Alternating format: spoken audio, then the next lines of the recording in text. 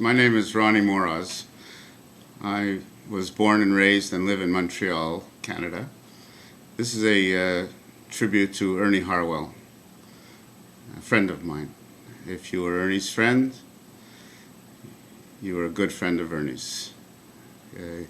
Like many thousands to millions of people, Ernie, the voice of the Detroit Tigers through the 60s, 70s, 80s, and into the 90s, was a baseball fan and a pure, genuine human being.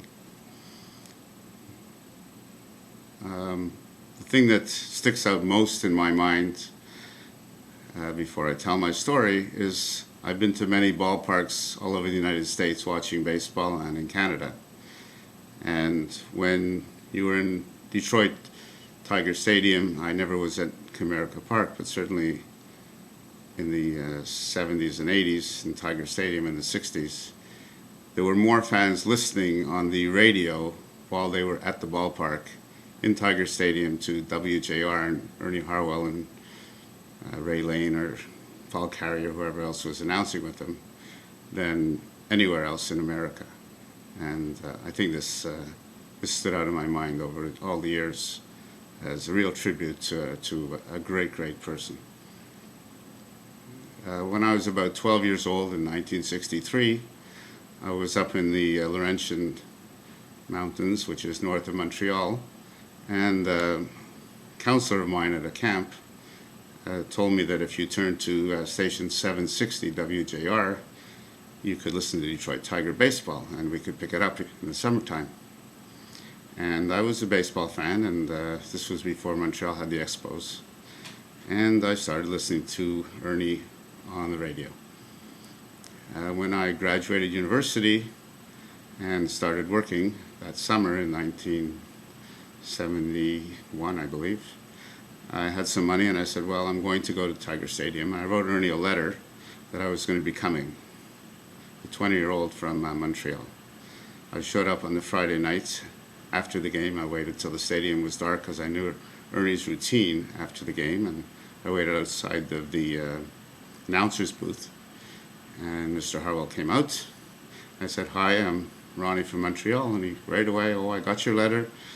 You need tickets for the weekend, what's your plan? I said, no, I don't need tickets, but he says, well, come here, same spot tomorrow at the Saturday's game, and I'll have time. Sure enough, I showed up, and he had a signed baseball from all the players and a bat of Aurelio Rodriguez at the time, and I couldn't have been more happier. And he said, well, I got to go do my thing, but I want you to come back here at the end of the game.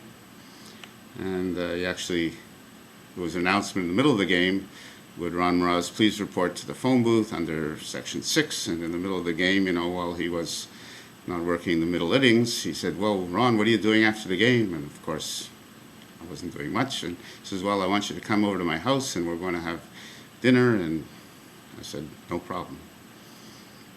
And I showed up at the end of the game, and he took me to his house, and in his home in I forget the name, something Hills. He had a whole room in the basement full of sports memorabilia, and he spent a good hour, like myself, a kid, showing and discussing the memories and all about baseball.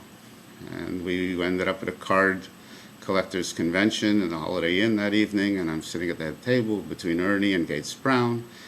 And the next day I go to the stadium, and he takes me into the dugout, and I meet Bill Freehan, who had just written a book about Denny McLean. And I go into the locker room. The players signed my scrapbook, which had all the daily statistics of every Tiger game that year. And that was great, and I sat in the dugout while they did batting practice, and then I left back from Montreal that day. And one thing always led to the next, and kept in touch with Ernie, and he waited till he got to the West Coast to announce on the radio that I was glad to meet the number one fan from Montreal, Ron Moroz, and I have that on tape from Oakland, if I recall, because I could tape late at night, clear reception. And then the next thing was spring training, and I went down to spring training, and he was reporting back on the radio on the weekends to Detroit, so he let me up in the booth, and I would do the scoring with him and Ray Lane at the time.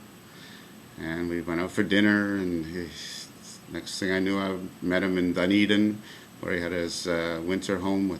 Met his lovely wife, Lulu. And I used to travel around and try and meet him at least once a year in a different city in the United States, have dinner, catch a ball game. Kept in touch with him at the time by mail. His moniker was Hardline. If the real close friends, I guess he would give that name to, because he was very humble, as we all know. And through the years, we kept in touch, and of course I was always a Tiger fan, and Ernie was always the best, and so cordial and polite and caring, and we all know that. And then finally, they started the interlocking schedule, and every year I was looking to see if Detroit was going to play the Expos in the National League. And I think it was the third or fourth year of the interlocking schedule that when the schedule would come out, I guess in February, I saw that Detroit was going to come to Montreal, and of course I called Ernie right away, and I said, Ernie, finally, after all these years, you're my guest. You're coming to where I live. And I picked him up from the Players Hotel that they were in for a weekend series in Montreal. I picked him up for lunch that Friday, and we went to a famous restaurant, not fancy, in Montreal, called Beauty's, and he was pumping me left and right. How do you pronounce that shortstop? And who's the cleanup hitter? And what's the starting pitcher? And who are the relief pitchers? And he, a true professional, of course, he knew more of the American League than the National League, but he wanted to know all about the Expos because he was going to be announcing. At the time, Al Kaline was his color man. And I have 4 kids now and a lovely wife, Jill, but at the time I had 3 kids, and they were ages 4, 6, and 8. And he asked me while we were having lunch, what's your plan for the weekend? Well, Sunday is a day game. I'm going to bring my family. I'd like them to meet you. And he says, oh, they'll meet Al too, which actually my oldest son's middle name is Al, named after Al Kaline. So that was a special weekend. We kept in touch. Ernie, as you may or not know, kept in touch by email. He kept up to date with modern technology. He loved to write letters. He loved to sign and treat people from all over the world as equal. So I think that's my story. And when he announced his retirement, I flew down to New York and spent an evening, had supper with him one night before the Yankee game. It was the beginning of September. I'll show you my last picture with me and Ernie. So to Lulu, his lovely wife and family, my condolences, and to all the Tiger fans, to all the Ernie Harwell fans and friends, this is my tribute. Just another story of thousands and hundreds of thousands of people that Ernie has touched over the years. Thank you very much. Bye-bye.